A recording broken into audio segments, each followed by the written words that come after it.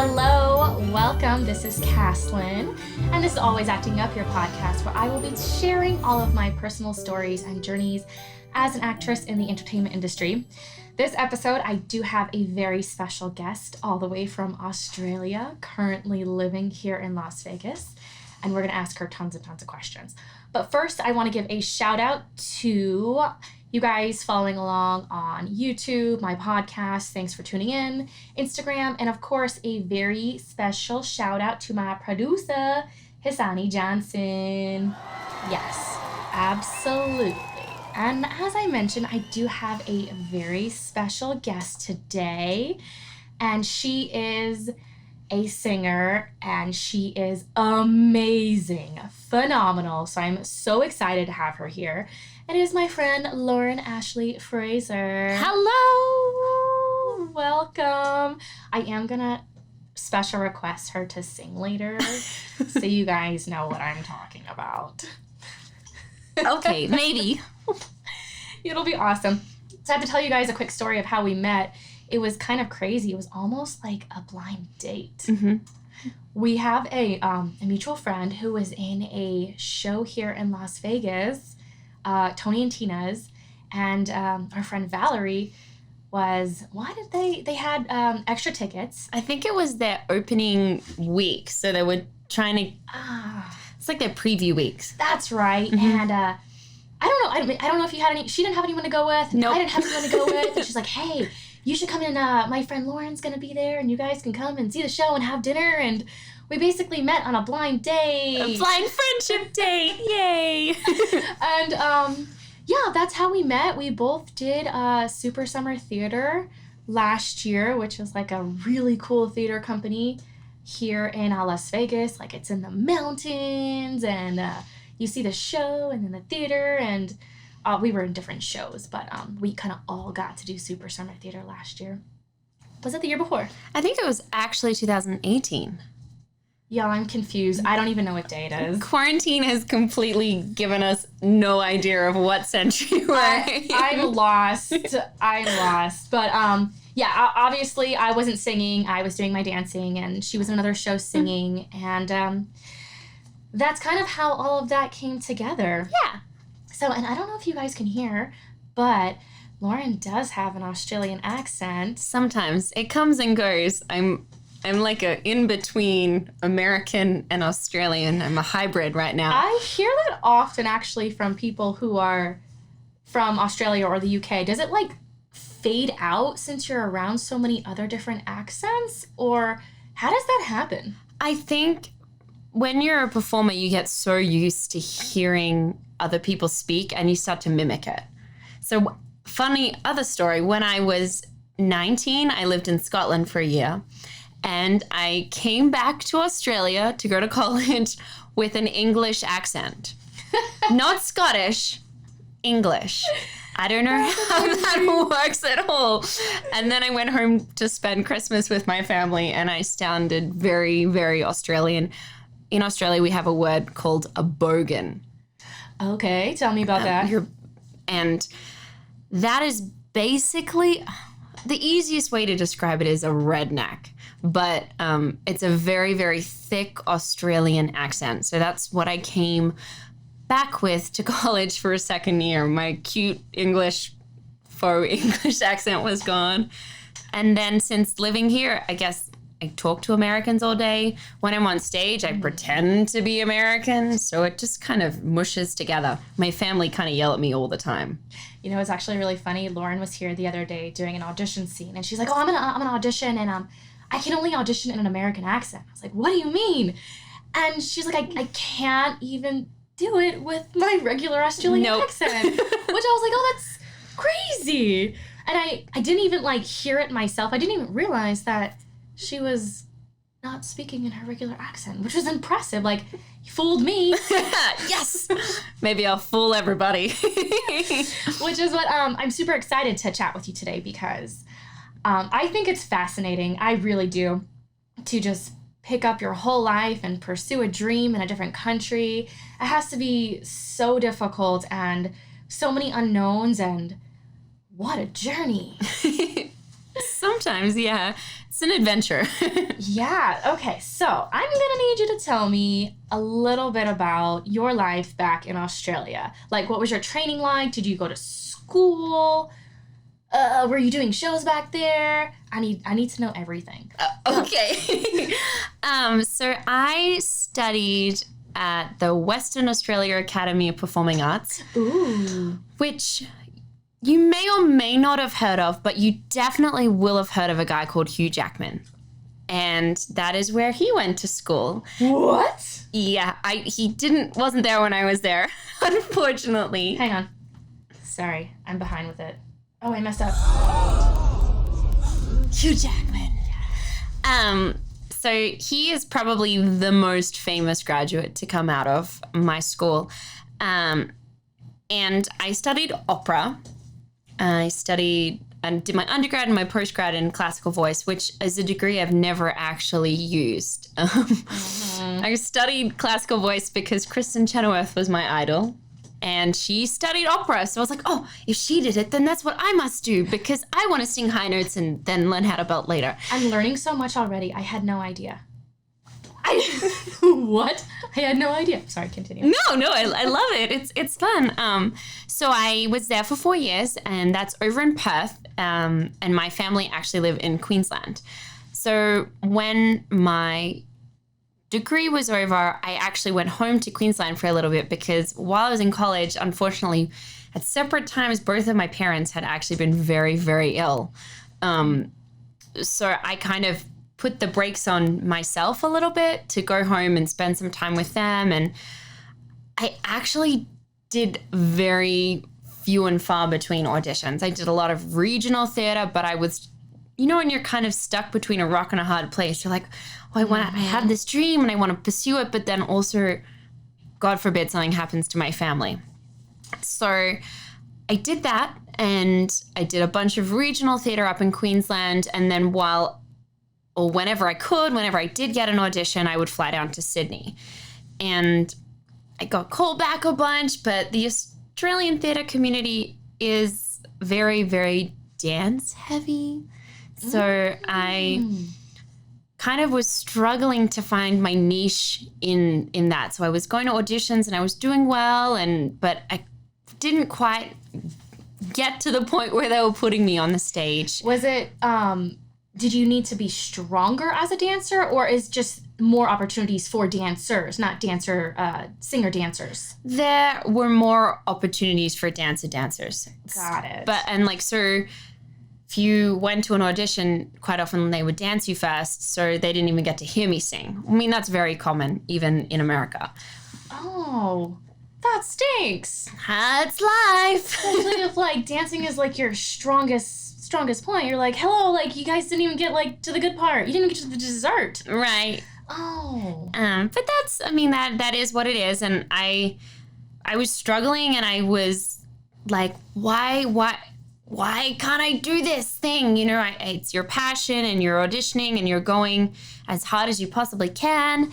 And then I had an opportunity to come to Vegas.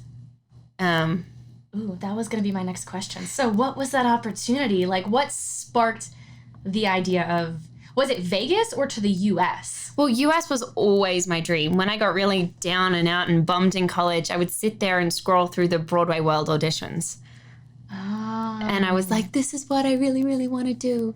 So I kind of, let me backtrack for a second. Oh, no, and never mind. You can cut that bit out. Vegas. I was actually dating a guy who was studying here in Vegas at the time. And I had just done The Little Mermaid in Australia. And you guys, I know some of you guys who are listening on the podcast, she actually looks like Ariel. She's got the brightest red hair with blue eyes. If you were to see The Little Mermaid, Ariel, the actual cover of the movie, you're like, oh yeah, that's her. That's her. She actually looks like an Ariel. You look like a mermaid. Thank you. I don't know what a mermaid looks like, but you look like a mermaid. Thank you. It's my tail. It kind of gives it away, doesn't it? Yes. Totally.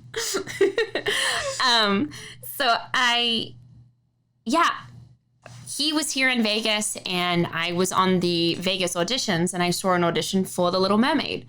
So I took a chance and I reached out to them and was like, hey, do you accept video auditions? And they were like, yeah, sure. You're in Australia. That's kind of weird, but sure. And I sent my stuff into them. And by my stuff, I mean, I recorded every single song in the show because I was like, I want to do Little Mermaid in Las Vegas. Yes. Please cast me as Ariel. And then they were like, cool, here's some sides. And I recorded a bunch of sides. And then they were like, hey, we want you to be Ariel. So I came over from Australia to be Ariel in Las Vegas. And it was pretty much a dream come true. It was an amazing company to work with, and it was a beautiful show. And then when it was over, I had to go home. Yeah, that was my question. Like, did you fly yourself here? Yes. And you had to do all that? Yes. Okay. I figured, like, when I go places right now, I fly myself everywhere until we get to the point where they will be flying us out there. Right. And did they have any problems with you being Australian, or they were just like, I love you, I want you, please come and do our show?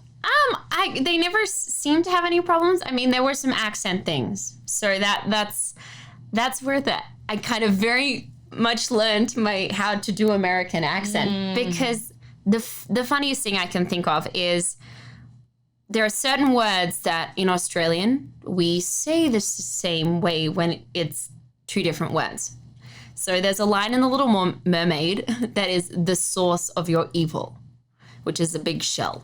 And that's the source of her evil. You're saying source. Source, yes. Like, I'm thinking she's talking like sauce, like tomato sauce. Yes, that's it. That's what I did, right? So in Australia, tomato sauce and the source of your evil are exactly the same. So we're doing this scene, blocking the scene, and I go, the sauce of your evil, and everybody loses their bananas laughing. And I was like, I don't get it. That's amazing. And they were like, Lauren, it's source. Source? And I was like, oh. So then it's very funny if you look at the video, my R is so hard. It's like, the source of your evil. Oh my God, that's so funny. I was trying to think like, maybe there's some type of like sauce that went on the shell and I don't know. No. Okay. No. Yeah, I see the problem here. It was just me and my bad American accent. Oh, I love it. Okay, that's great. Did you perform at, where did you perform here? It was the Henderson Pavilion. That one was at. Oh, wow. So then you had to go back. Yes. So I was like, how can I stay in this country? What can I do? And I had gotten a job teaching, and there's a big teacher shortage in Las Vegas. So I managed to get a job teaching elementary music at a school, and they helped me with my visa. Yay. Yay! Thanks for education. Education.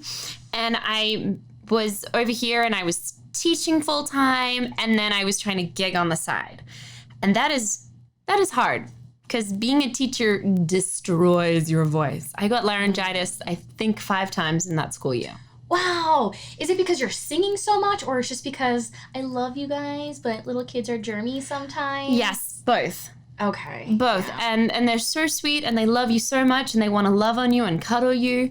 But they're like, I love you, Miss Fraser. And they're snotty and they're like, Achoo. And you're like, oh, I love you too. Please wash your hands now. You know what? When I was coaching gymnastics, there was a time period when I first started. It was like every 4 weeks on the dot, I would get sick or a cold. And I was just like, I feel terrible all the time. Yeah. And it just, I think that's just kind of part of it until you build up an immune system. But when you're also doing other gigs and stuff on the side, you don't have as much time to rest and relax because you're always busy. And yeah, I totally have had that struggle. So I definitely understand.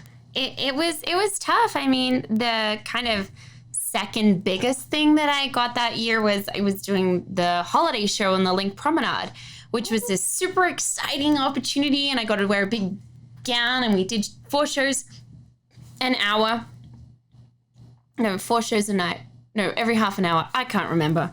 We did lots of shows, and it was cold out, and during that run, I got laryngitis again. Oh. And it was just like I couldn't catch a break. I always wonder, like, what is that like as a singer when you're sick? Like when I was dancing, when I'm sick, like nobody's gonna know because I'm not talking. I put a fake ass smile on my face and I just perform the best that I can. But when you're singing, people can actually hear you. And how do you do that? Like if your sinuses or your nose is all stuff, like I can't even imagine. How do you even perform? I mean, prednisone it's a steroid and it's like magic, but it makes you put on a lot of weight.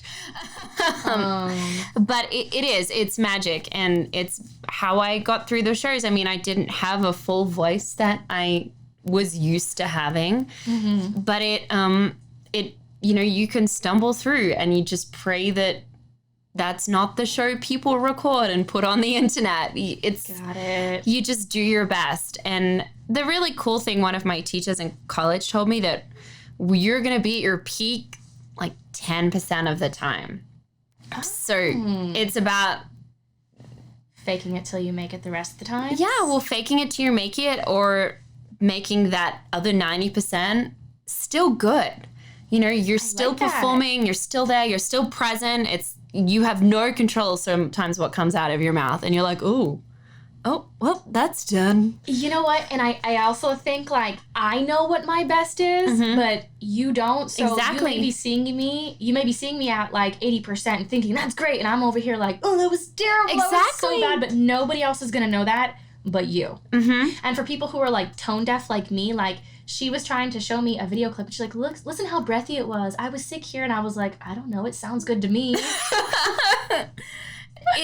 I don't know. It sounds good. I liked it. Well, and that's super lovely. You know, I was like, here I was having a mental breakdown, being like, I have vocal damage. And she's like, I liked it. And I was like, oh. Yeah, it sounded great to me. Thanks, friend. So, like, moving here to Vegas, what do you think has been, like, the biggest struggle with, like, just being in a new environment? Like, 'cause Vegas is, it's awesome, but it's a whole new world. It's a whole new world for you. New world. It is a very, very dry climate. Yes, it is. Oh my gosh, I didn't even think about that for you. It is. And allergies kick your butt. Like, absolutely kick your butt. Like right now. Yeah. Yeah, struggling. And for me, I don't know how allergies get you, but they get me through postnasal drip. And that'd be dripping onto my vocal folds. Okay, yeah. No, for me, allergies right now, you know, my eyes, like, I wake up and I have to, like, pry my eyes open. No. And I sneeze just 24/7. Like, I'm like, hang on, I gotta sneeze. Okay, yeah. So the dryness here in Vegas has been a struggle. Yeah, and kind of, I felt like I had to learn how to sing again when I came here. I don't know if everybody has that experience, but I have had singer friends who have to get injections of allergy steroids every kind of 3 to 6 months. Otherwise, they can't sing. Wow. So That's interesting. What about, like, a humidifier? I have a humidifier, but it doesn't stop the Postnasally stuff for me. Because it's everywhere. The pollen, you guys, it is dry. Like, it is really a struggle, especially right now. Right now. And then besides allergies, how do you feel about auditions? Like, do you feel like there's enough auditions? Pretty much the minute I moved to Las Vegas, all of the theater stuff closed. You moved like 4 years ago? Mid 2017 is when I came here. So there used to be Jersey Boys, Mamma Mia, Rock of Ages, all used to be on the Strip. And it was like the second that I moved here, it was like, oh, no, we're closing. See ya. You know what? I actually heard that because when I first moved here as well, I was still dancing. And I kept hearing from so many of the dancers who were already in Vegas saying that they had like 42 shows or something like that closed on the Strip. Like, and I think what was happening is people were coming to Vegas to see the DJ sets. Yeah. And they weren't coming to see the shows anymore. So all of the girls in like Jubilee, for example, are now auditioning for the go-go roles that they would have never done before. But, you know, people have to work. They have to make money. So, like, all those people who were in shows don't have a job anymore. So now they are getting the jobs that I would have gotten. But, yeah, there was a huge amount of shows being closed I think I moved around the same time here, so that was probably a struggle for all of us. Yeah. Well, that was fun, wasn't it? It was fun. And then the auditions that there's so few and far between. And the girls that are in the roles that I'm singing for, they're not leaving. They don't want to leave. You got a job. You're staying in that job, you know? Mm-hmm. So I haven't personally broken into a strip show yet. Like a Las Vegas strip show, not a like, ooh, I know. You have to be careful when you say, oh, I'm in Vegas. What are you doing? Oh, I'm a dancer. And they're like, oh, okay. Oh. You're like, no, not that kind. Like, I mean, like, you know, I'm trained in jazz and I have choreography and stuff. Like, yeah. You know what's funny is I actually tell people, they're like, where do you live? And I'm like, Las Vegas. They go, oh. I've actually had some people say, are you a stripper? And I'm like, who just straight up says that? I people do. I mean, no judgment to the strippers out there. No judgment. Do what you gotta do. Make your money. We all gotta eat. Yeah, but I personally not for me. But it's. So, how have you found your work now that you're here? Like, is there websites that you go to, or is it word of mouth for you? It's both. So I got a lot of gigs from doing Little Mermaid out here. So I booked a bunch of things. People like knew who I was. They're like, oh, you did that show. That was really good. So I booked a series of things off the back of that, which I felt very, very lucky that. Exposure. Yeah. And people talk, people talk about what kind of human you ought to work with. Like, what's your work ethic? Are you a kind person? And that's very, very important to leave a good impression on people. Yeah, I say that, I've said this a couple times on the podcast, that it is a huge city when you think about it. Like, everybody knows Las Vegas, but it is a small community. Oh, yeah. It really is, because you do run into a lot of people and you do have the talking, and it is really important. Yeah. And I'm always curious about how things operate. Like, do the auditions run the same way here as in Australia? Like, is it the same process sort of thing? I think each time you do an audition, the people you're auditioning for have a specific process. So it does change. Like, some companies are very, very organized, and you have a time and that is your time, and you rock up and you sing, and then you come back at 2:00 to dance. But other companies, you're sitting there and you're waiting, particularly if it's an open call. I guess that's the style of audition.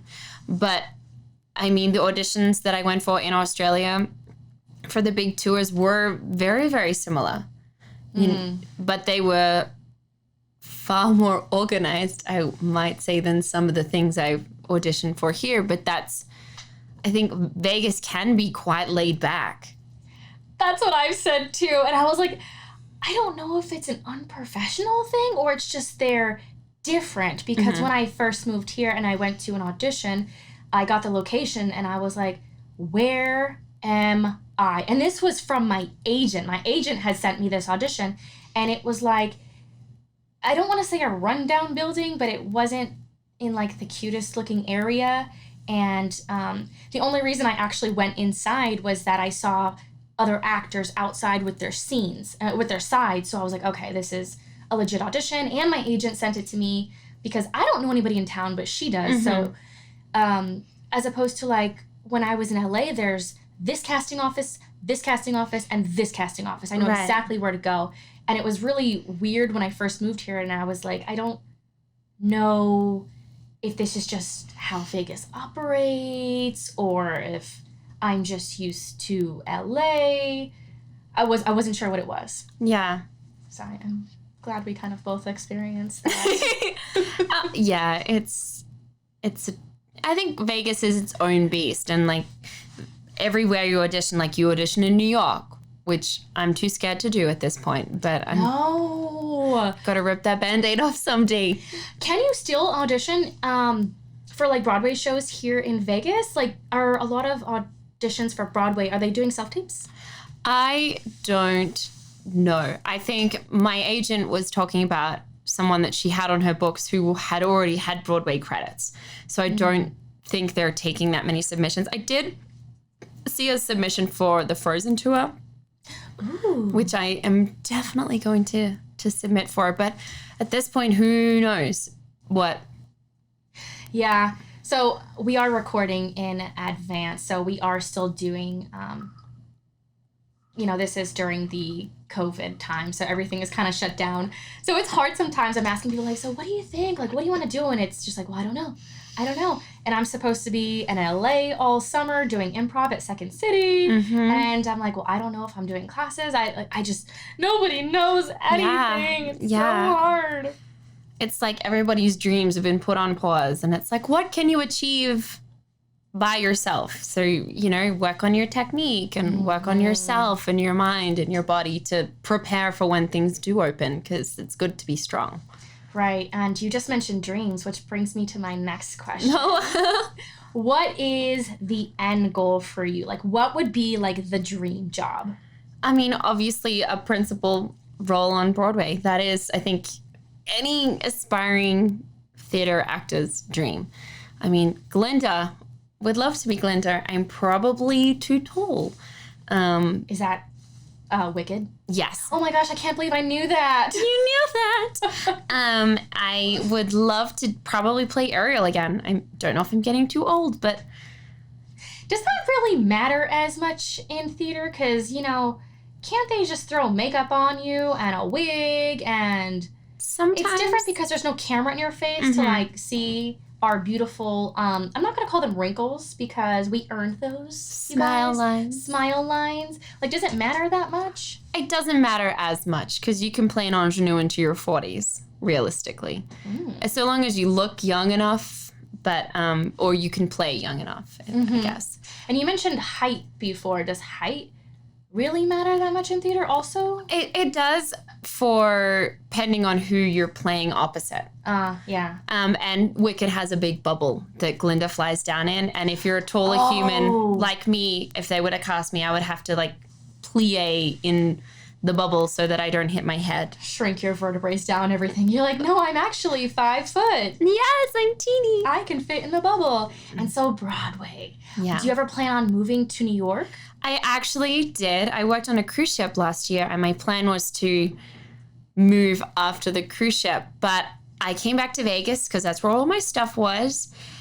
And I just kind of chickened out. No. Yeah, I did. I was in a funny headspace, as we sometimes are as performers. And I just, the thought of moving to a brand new city with things I didn't know about, and I wanted to experience it before moving there. And I actually intended on this year going out and checking it out and spending a couple months out there and auditioning, but hasn't happened yet. But the year is still young-ish, so that is. We don't know, and then also, how long was your contract with your cruise ship? 6 months. 6 months. After 6 months living on a ship, I feel like you need a little bit of time to decompress. Oh, yeah. Clear your mind, figure things out again. So, that would totally make sense, especially, you're in the ocean for 6 months, and now you're back on land. I feel like I wouldn't even know what to do. I would need, right. some serious solid time to,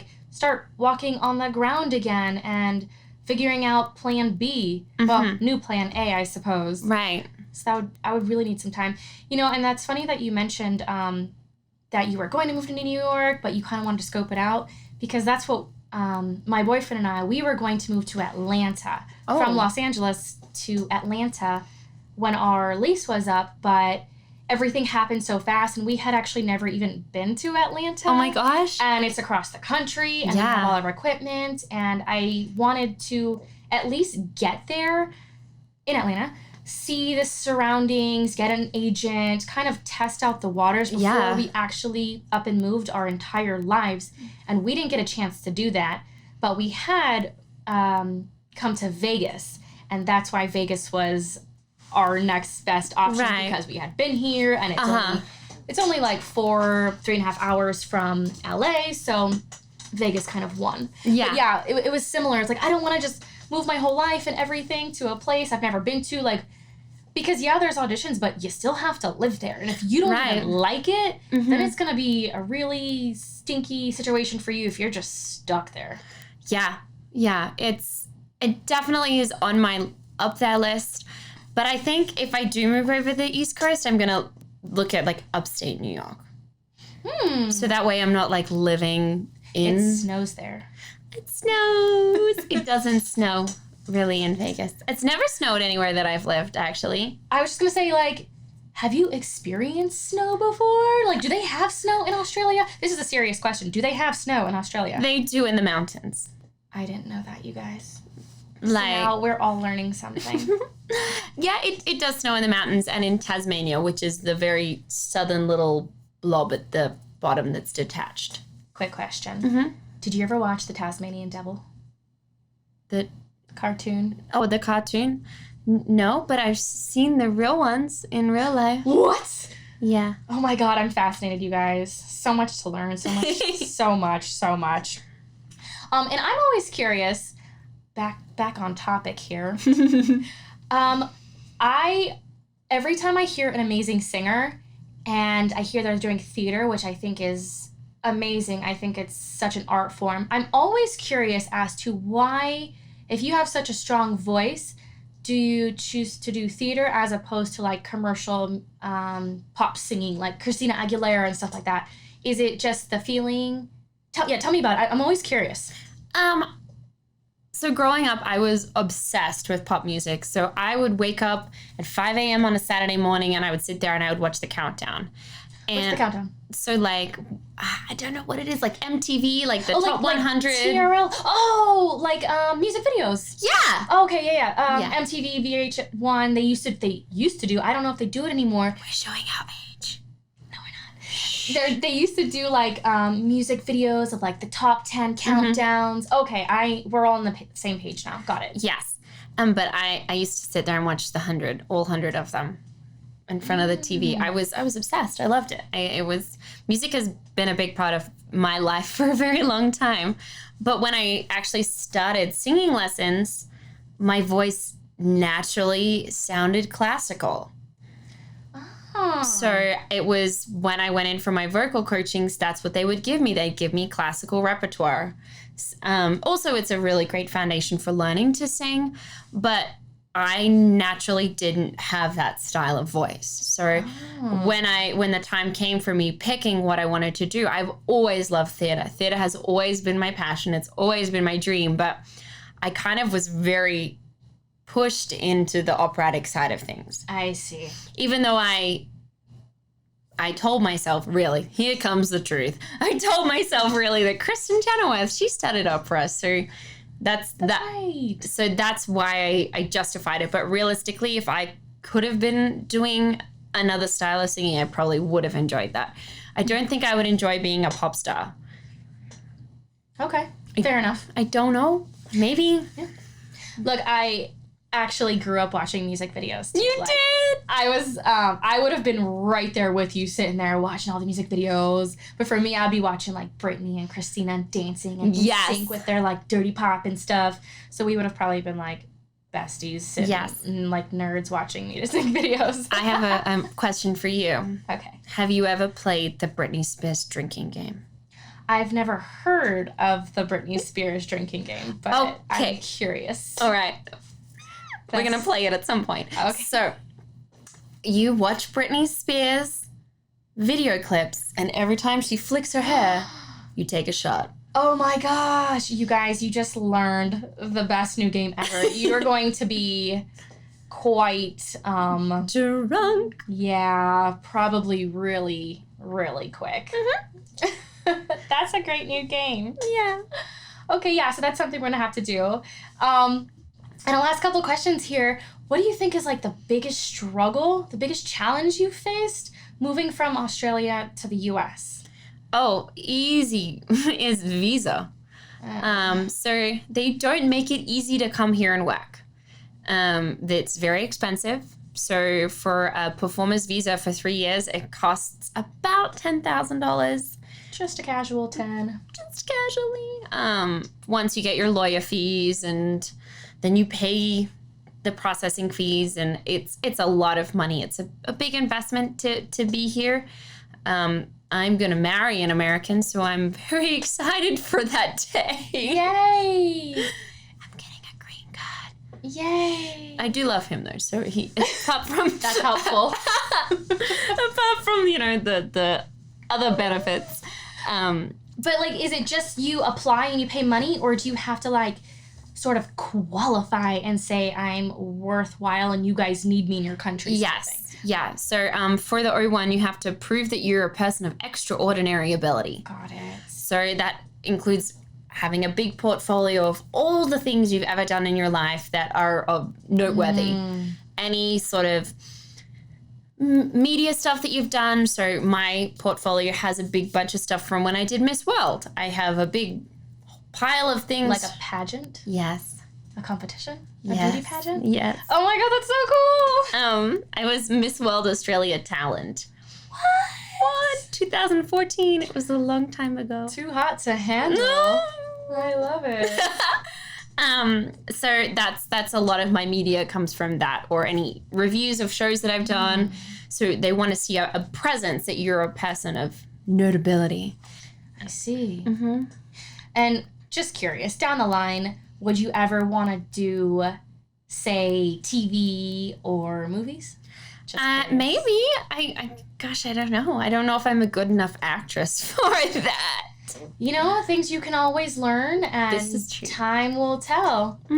Sometimes opportunities just fall in your lap, and you're Right. like, wow, this is way too good for me to say no. I might as well just say yes and figure it out as I go. Yeah. Y'all, that's my rule. Always say yes. Always say yes. Always say yes. And my final question here, would you by any chance be interested in doing like a chorus or something, some type of singing where we can hear you? Oh my gosh. I put her on the spot. Okay, maybe. We'll take a water break. This will be our break. You don't actually have to if you don't want to. No. Look, if it's bad, we can just cut it. Perfect. So I'll do some aerial for you. Oh my god, yay! Okay. Okay. I won't say anything. I'm going to sit very quiet. You can sing along, please. No. Okay. I want to be where the people are. I want to see them dancing, walking around on those, what do you call them? Oh, feet. Flipping your fins, you don't get too far. Legs are required for jumping, dancing, strolling along down the, what's that word again? Street. Yay! Yay! Yay! I'm so excited. I'm seriously so excited to have that on my podcast because that's something like I would never be able to do. No. Hopefully it was okay. It was great and I loved it. And It's full of allergies. Oh, yeah, about those. So if people wanted to get a hold of you and follow you and see all your pictures and cool things, how would we do that? I have an Instagram. My Instagram is at @TheLaurenAshley.